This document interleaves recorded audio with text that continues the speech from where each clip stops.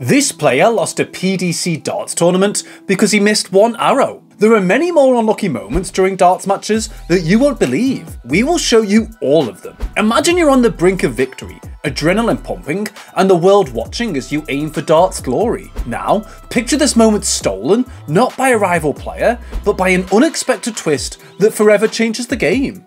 Today, we delve into the gripping story of how the world of darts was turned upside down by the COVID-19 pandemic and the controversial use of fake crowd noise. As the world braced itself for the unprecedented challenges brought on by the COVID-19 pandemic, professional darts was no exception. In early March 2020, the PDC, the governing body of professional darts, faced a monumental decision. On March 2nd, 2020, the PDC released their initial statement, revealing their resolve to continue their scheduled events, but with a twist. They emphasised that health and safety were paramount, providing health tips for event attendees. The era of handshakes and fan interactions was temporarily halted.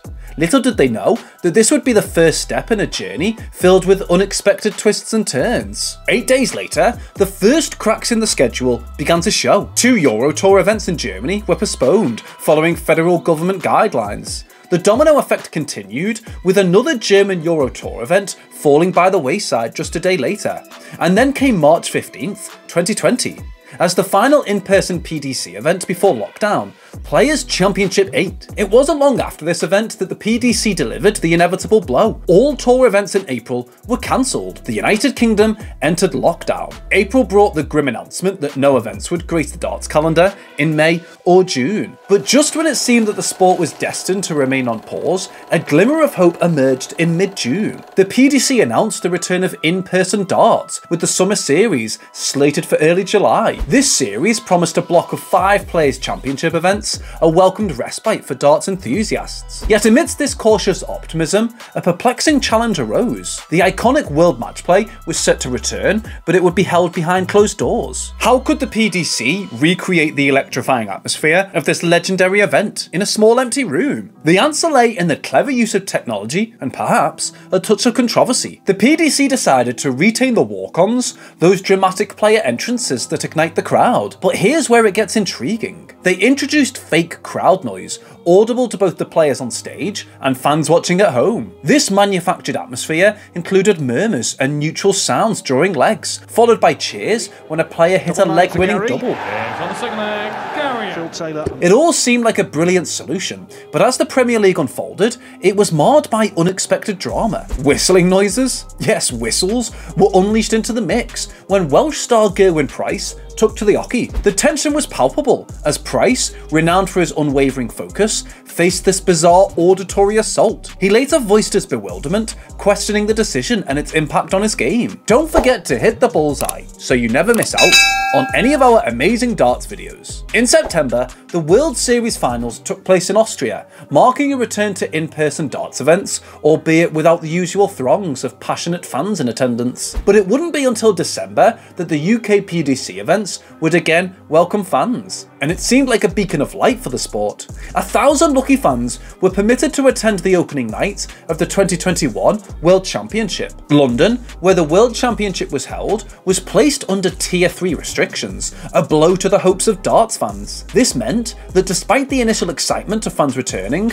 they were only allowed to attend the first night of the event. From the second day onwards, the iconic Alexandra Palace, affectionately known as the Ali Pali, would be eerily silent once more, and the artificial crowd noise had to make a comeback. The responsibility for generating this lifelike crowd atmosphere fell squarely on the shoulders of Sky Sports. They enlisted sound supervisors and gram operators to deliver a bespoke audio solution, aiming to replicate the energy and enthusiasm of a live audience. Sky Sports argued that both the players and fans craved the noise, believing it added a layer of excitement to the matches. However, as the tournament progressed, it became evident that not everything was going according to plan. The third day of the World Championships would be remembered for all the wrong reasons. In a critical match during the afternoon session, Daryl Gurney faced off against Willie O'Connor. Gurney, known for his strong form, dominated the first 2 sets, taking a commanding 2-0 lead.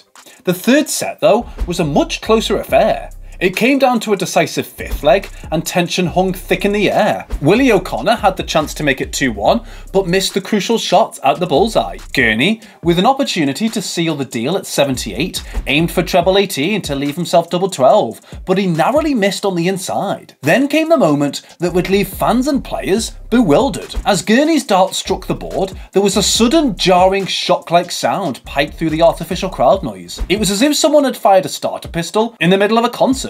Gurney, understandably startled, missed his shot at double 6, and he looked to the sky, seemingly blaming the bizarre crowd noise for his misfortune. He went on to lose not only that set, but also the next one, before eventually securing the win in the deciding set 3-2. After the game, he couldn't hide his frustration, voicing his astonishment at the disruptive crowd noise. He humorously mentioned that he hoped not to encounter the crowd noise guy backstage, jokingly referring to the unseen operator responsible for the audio mishap. Later that same day, in the evening session of the World Championships, a truly bizarre and heartbreaking incident unfolded during the match between Danny Lauby and Ryan Searle. This was Danny Lauby's World Championship debut, a moment he had secured by winning the CDC Continental Cup, as the North American Championship had been cancelled due to COVID-19. In contrast, Ryan Searle was in great form and had qualified as the second highest ranked player from the PDC Pro Tour Order of Merit, making him the overwhelming favourite with the bookies,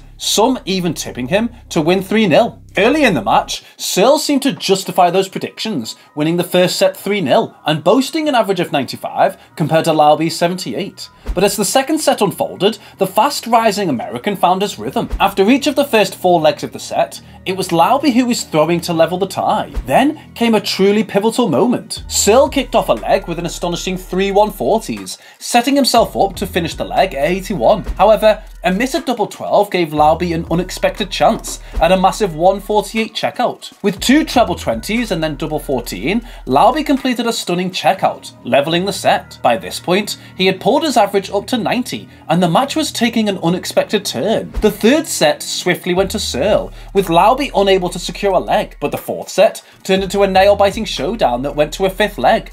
Lauby had the throw, but once again, Searle was the first to a finish, this time from 100. He missed double tops and even a double 10, offering Lauby chances to secure the set, but the American also missed several match darts.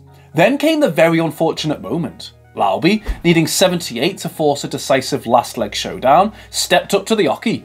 He hit inside of double 14 and then missed outside on double 7. It was a tense moment, the kind that makes darts fans hold their breath. But here's where it gets surreal. The crowd noise that typically follows a player winning a leg was played prematurely before Lauby threw his third dart. Dupla hit! De meer!